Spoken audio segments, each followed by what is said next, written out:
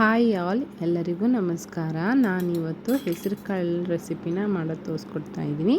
ಇದಕ್ಕೆ ಹೆಸರು ಕಾಳು ಪಲ್ಯ ಅಥವಾ ಹೆಸರು ಕಾಳು ಗೊಜ್ಜುನು ಅಂತ ಕರಿಬೋದು. ಬನ್ನಿ ಈ ಗೊಜ್ಜನ್ನು ಯಾವ ರೀತಿ ಮಾಡೋದು ಅಂತ ನೋಡ್ಕೊಂಡು ಬರೋಣ. ಸಿಂಪಲ್ ಆಗಿರುತ್ತೆ ಮಾಡೋದು.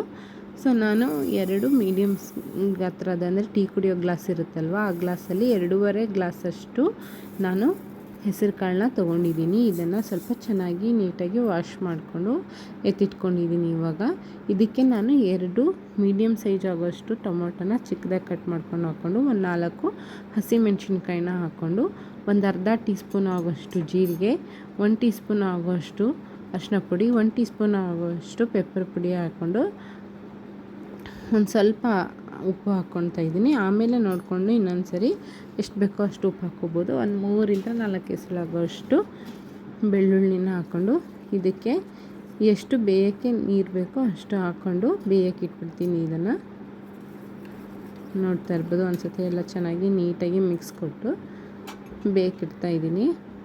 ಇದು ಮಿನಿಮಮ್ 3-4 ವಿಸಲು ಚೆನ್ನಾಗಿ ಬೇಯಬೇಕು, ಅಂದರೆ ಬರೆಸಲೇಬೇಕು. ಸೊ ಇವಾಗ ಇದನ್ನ ಬೇಯಕ್ಕೆ ಇಟ್ಬಿಟ್ಟು ನಾನು ಇದು ಬೇಯೋಷ್ಟರಲ್ಲಿ ನಾನೀಗ ಒಗ್ಗರಣೆಗೆ ರೆಡಿ ಮಾಡ್ಕೊತಾ ಇದ್ದೀನಿ. ಒಂದು ಬಾಣಲಿ ಇಟ್ಕೊಂಡು ಅದಕ್ಕೆ ಸ್ವಲ್ಪ ಎಣ್ಣೆ ಹಾಕ್ಕೊಂಡು, ಜೀರಿಗೆ, ಸಾಸಿವೆ, ಒಂದು ದೊಡ್ಡ ಗಾತ್ರದಷ್ಟು ಈರುಳ್ಳಿನ ಚಿಕ್ಕದಾಗಿ ಕಟ್ ಮಾಡ್ಕೊಂಡು ಹಾಕ್ಕೊತಾ ಇದ್ದೀನಿ. ಆಮೇಲೆ ಕರ್ಬೇವಿನ ಸೊಪ್ಪು ಹಾಕ್ಕೊತಾ ಇದ್ದೀನಿ.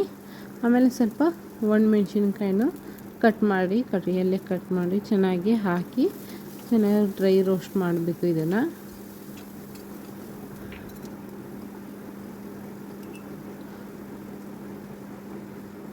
ಸೊ ಇವಾಗ ಸ್ವಲ್ಪ ಇದಾದಮೇಲೆ ಒಂಚೂರು ಶುಂಠಿನ ಜಜ್ಜಿಬಿಟ್ಟು ಹಾಕ್ಕೊಂಡು ಒಂಚೂರು ಹಿಂಗೆ ಹಾಕೊಳ್ತಾ ಇದ್ದೀನಿ.